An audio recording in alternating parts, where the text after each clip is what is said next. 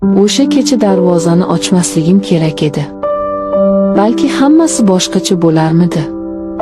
Lekin taqdir o'z o'yinini allaqachon boshlab yuborgan ekan. Erimning do'sti deb bilgan insonim bir kun kelib mening eng yaqin sirdoshimga, mening gunohimga va yashirin baxtimga aylanishini tushunmagan ekanman. U mening bilagimdan tutganda qo'rquv bilan birga vujudimda g'alati titroq uyg'ondi. Bu nafrat emasdi. Bu yillar davomida uxlab yotgan ayollik hislarining uyg'onishi edi. Bugun men sizga o'z xiyonatim, qo'rquvim va erim bera olmagan olovli mehr haqida aytib beraman. Assalomu alaykum aziz sirdoshlar. Momoni hikoyalari kanaliga xush kelibsiz. Bugungi hikoyamiz ko'pchilik uchun og'riqli, balki kimlar uchundir tanish bo'lgan mavzu xiyonat va ehtiros haqida. Bu voqea real hayotdan olingan. Agar siz ham inson qalbining yashirin burchaklaridagi sirlarga qiziqsangiz, videoga like bosing va kanalimizga obuna bo'ling. Biz boshladik. Mening ismim Sabina. 2 yil oldin bo'lib o'tgan bu voqealar hali ham ko'z o'ngimda kechagidek turibdi. Men oddiy ayolman, 2 farzandning onasiman. Tashqaridan qaraganda hayotim havas qilgudek, erim bor, bolalarim sog'lom, uy-joyimiz joyida. Lekin ayol kishining ichki dunyosi faqat ko'rinadigan narsalardan iborat emas ekan. Erim. U yomon inson emas. Mehnatkash oilam deydi. Lekin oxirgi paytlarda o'rtamizda qandaydir sovuqlik, masofa paydo bo'lgandi. U doim ish, tashvish, pul topish ilinjida. Meni ayol sifatida, nozik xilqat sifatida ko'rmay qo'ygandek edi. Suhbatlarimiz faqat ro'zg'or va bolalar haqida bo'lib qolgandi. Erimning bir yaqin do'sti bor edi. Ismi Jasur, ismlar o'zgartirilgan. U biznikiga tez-tez kelib turardi. Bo'ydoq, uylanmagan, kelishgan va ko'zlari doim kulib turadigan yigit. Erim bilan choyxonalarda o'tirishar, ba'zan uyimizda mehmon bo'lishardi. Men unga shunchaki erimning do'sti, uka qatori qarardim. Hech qachon xayolimga yomon fikr kelmagan. Lekin o'sha kuni hammasi o'sha kuni o'zgardi. Kechki payt edi. Erim uyda yo'q, qayergadir chiqib ketgandi. Darvoza qattiq taqilladi. Chiqib qarasam, Jasur. Uning holati g'alati edi. Ko'zlari qizargan, og'zidan spirtli ichimlik hidi kelib turardi. U mast edi. Akam qanilar deb so'radi u chayqalib. Uyda yo'qlar, chiqib ketdilar, dedim men biroz cho'chib. Tezroq eshikni yopmoqchi bo'ldim. Shunda u kutilmagan ish qildi. Oyoqlarini eshik orasiga tiqib darvozani yopishimga yo'l qo'ymadi. Unda "Siz keraksiz menga, kelin", dedi u xirillagan ovozda va mening bilagimdan mahkam ushladi. Yuragim tovonimga tushib ketdi. Qo'rquvdan qaltirab qoldim. "Nima qilyapsiz? Qo'yvoring. Jinnimisiz?" deb siltandim. Uning nigohi. U menga do'stining xotini kabi emas, balki och bo'ri o'ljasiga qaragandek qarardi. "Boring, ichibsiz.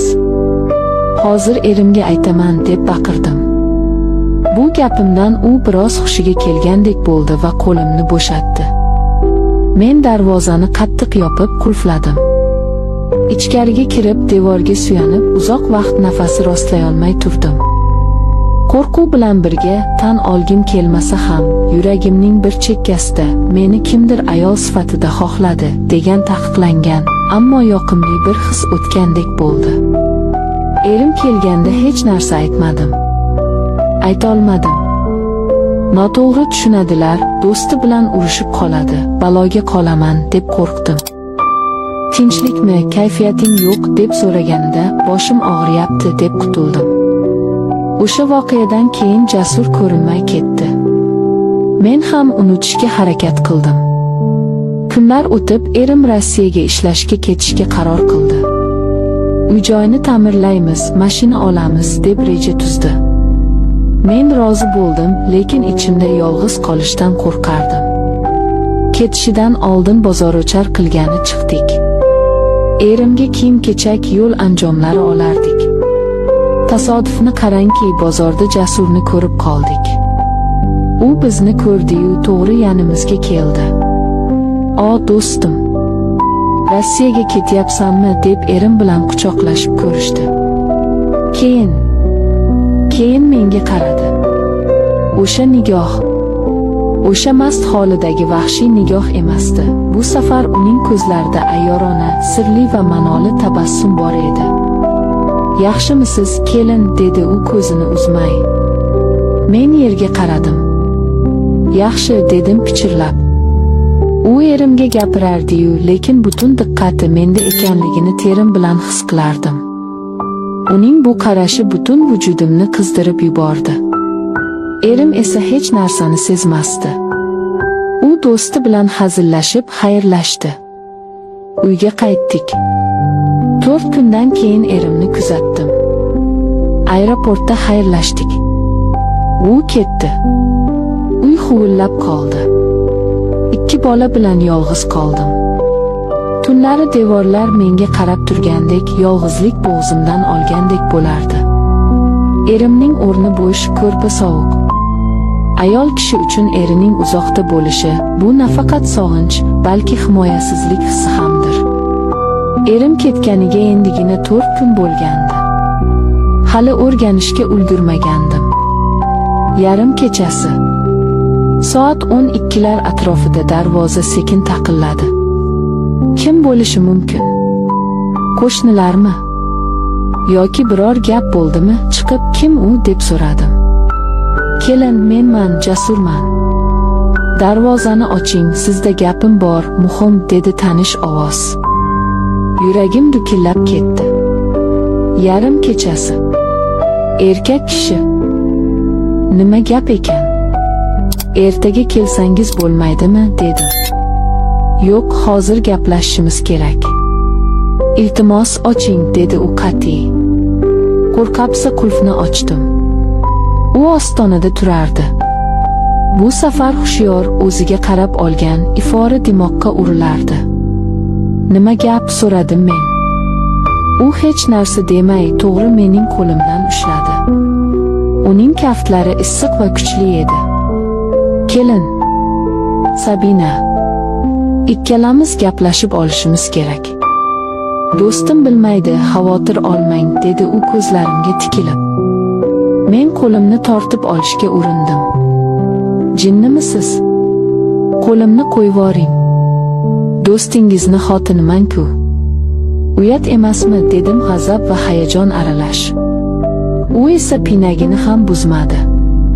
Bir qadam yaqinlashdi. "Nima qilibdi?" "Do'stlik o'z yo'liga, ko'ngil o'z yo'liga. Men sizni ancha vaqtdan beri kuzataman", dedi u past ovozda. Uning bu gapi, o'ziga bo'lgan ishonchi va jasorati meni dovdiratib qo'ydi. "Telefon raqamingizni bering", dedi u buyruq ohangida emas, iltimos ohangida. Men nima qilayotganimni bilmasdim. "Aqlim yo'q", deb baqirardi, lekin yolg'izlikdan charchagan, e'tiborga muhtoj qalbim "Ber", dedi. Balki shayton vasvasasidir, balki taqdir. Men raqamimni berdim. U jilmaydi. "Kutaman", dedi va tun bag'riga singib ketdi. O'sha tundan boshlab telefonim tinmadi. U qo'ng'iroq qilardi, xabarlar yozardi. Boshida men unga sovuq muomala qildim. "Erim bor, bezovta qilmang", derdim. Lekin u taslim bo'lmadi. U shunday so'zlar topardiki, erimdan yillar davomida eshitmagan maqtovlarni, erkalashlarni undan eshitardim. "Siz go'zalsiz, siz baxtli bo'lishga loyiqsiz, sizni sog'indim." To'g'risi, o'zim ham zerikkan edim. Erim uzoqda, faqat pul haqida gaplashamiz. Jasur esa, u meni ayol sifatida his qildirardi. Oxiri men sindim. Erimning do'stini yoqtirib qoldim. Uchrashdik. U menga sovg'alar olib kelardi. Erim olib bermagan, balki xayoliga ham kelmagan narsalarni u bir og'iz so'zim bilan muhayyo qilardi. Eng muhimi, u menga vaqt ajratardi, meni tinglardi. Bizning munosabatlarimiz shunchaki gaplashishdan o'tib ketdi. Ehtiros olovi ikkimizni ham qamrab oldi. U juda baquvvat, kelishgan yigit edi. U bilan bo'lgan lahzalarimda men o'zimni dunyodagi eng kerakli ayoldek his qilardim. Uning quchog'i. U yerda men hamma narsani unutardim. Vijdon azobini ham, xiyonatni ham, erimni ham. Ba'zan ichib olardi. Shunday paytlarda yarim kechasi bo'lsa ham uyimga kelardi. Sabina, och derdi. Men ochardim. Bolalarim uxlagan, uy jimjit. U kirardi va biz tonggacha birga bo'lardik. Ertalab quyosh chiqmasdan u ketardi. Bu bizning kichik, iflos, ammo shirin sirimiz edi. 1 yil. Butun 1 yil shunday yashadik. Men 2 xil hayot kechirardim. Kunduzi iffatli ona va xotin, kechasi esa ehtiros quli. Har qanday sirning badali bo'ladi. Men homilador bo'lib qoldim. Bu xabarni bilganda dunyo ko'zimga qorong'u bo'lib ketdi. Erim 1 yildan beri Rossiyada. Bu bolani qanday tushuntiraman? Shamoldan bo'ldi deymanmi, qo'rquv butun vujudimni egalladi. Agar erim bilsa, meni o'ldiradi. Shusiz ham sharmanda bo'laman, bolalarim yetim qoladi. Jasurga aytdim. U jim qoldi. Keyin, o'zing bilasan, lekin bu bola tug'ilmasligi kerak, dedi. U ham mas'uliyatdan qochdi. Men shifokorga bordim. Qaltirab, yig'lab o'z farzandimdan, o'z gunohimning mevasidan voz kechdim. Oldirib tashladim. Operatsiya stolidan turganimda o'zimni bo'm-bo'sh his qildim. Jismonim ham, ruhim ham og'rirdi. Bo'ldi, endi tugataman.